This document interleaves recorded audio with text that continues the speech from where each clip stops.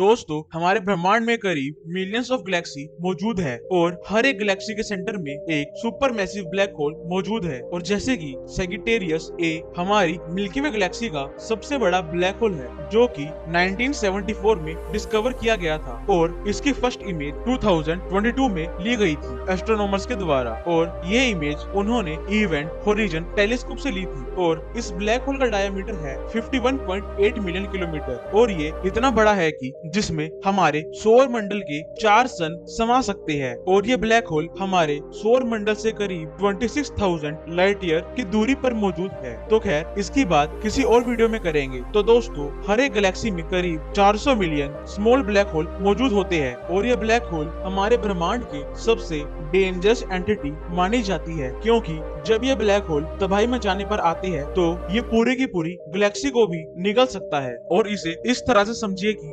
2016 में नासा ने black hole के एक्सप्लोजन को स्टडी किया था और ये एक्सप्लोजन इतना बड़ा था कि इस ब्लास्ट ने ओफ्यूकस गैलेक्सी क्लस्टर के बीच में एक छेद बना दिया था। तो दोस्तों उस समय नासा ओफ्यूकस क्लस्टर पर स्टडी कर रहा था अपने चंद्रा एक्स और XNM न्यूटन टेलीस्कोप से। तो उस दौरान उनकी स्टडी में यह सामने आया कि वो ब्लास्ट इतना बड़ा था कि उसने अपना असर पूरे ब्रह्मांड पर डाला था और तो और उसने अपनी गैलेक्सी ओफ्यूकस को तो बीच में से ही चीर डाला। और इतना ही नहीं, वो छेद इतना बड़ा था कि जिसमें हमारी 13 मिल्की वे गैलेक्सी भी समा जाए। तो दोस्तों अगर ऐसा ही कुछ हमारी मिल्की वे गैलेक्सी में हो तो उस समय हमारी गैलेक्सी का क्या होगा। तो दोस्तों इसके बारे में जानने से पहले हमें ब्लैक होल के बारे में अच्छे से जानना होगा कि आखिरकार ब्लैक होल क्यों एक्सप्लोड होते हैं। तो दोस्तों ब्लैक होल एक सन से भी बड़ा स्टार होता है जो कि अब डेड बॉडी बन चुका है, जिसकी ग्रेविटी इतनी ज्यादा है कि वो अपने आसपास आने वाले सभी चीजों को अपने अंदर खींच लेता है, यहाँ तक कि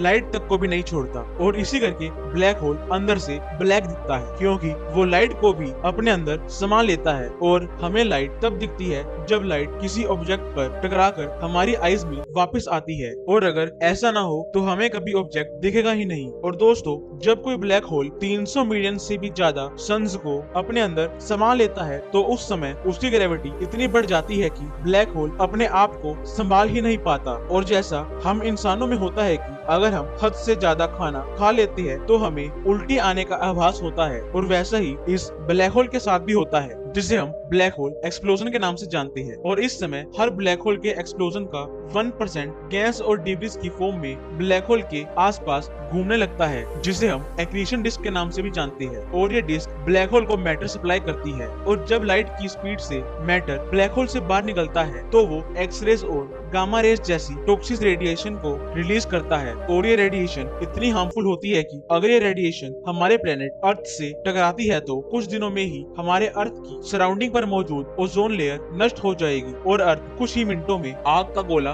बन जाएगी। और ये ब्लैक होल हमें जितने डेंजरस लगते हैं वैसे ये उतने भी डेंजरस नहीं होते, क्योंकि ब्लैक होल सिर्फ तबाही ही नहीं लाते, ये कभी कभी कुछ नया क्रिएट भी करते हैं। क्योंकि अगर इतना सारा मैटर एमिट हुआ है तो वो जब कूल डाउन होगा तो ये किसी नई गैलेक्सी को जन्म देता है, जिसमें अर्थ जैसे कई और प्लेनेट भी मौजूद हो सकते हैं और इवेंचुअली नया जीवन पनपता है। क्योंकि साइंटिस्ट ने अर्थ की तरह ऐसे कई प्लैनेट्स खोजे हैं जहां पर उन्होंने अनुमान लगाया है कि वहां पर लाइफ मौजूद हो सकती है। तो चलो अब बात करते हैं हमारे अर्थ के सबसे नियरेस्ट ब्लैक होल के बारे में। तो दोस्तों हमारे अर्थ का सबसे नियरेस्ट ब्लैक होल का नाम है गेआ BH1, जो कि हमारे अर्थ से करीब 1600 लाइट ईयर की दूरी पर मौजूद है। और ये ब्लैक होल पिछले साल ही खोजा गया था, मतलब कि 2022 सितंबर में। और तो और ऐसा ये अकेला ब्लैक होल नहीं है जो कि धरती के पास है, क्योंकि साइंटिस्ट के द्वारा अनुमान लगाया गया है कि हमारी धरती के पास और भी कई ब्लैक होल हो सकते हैं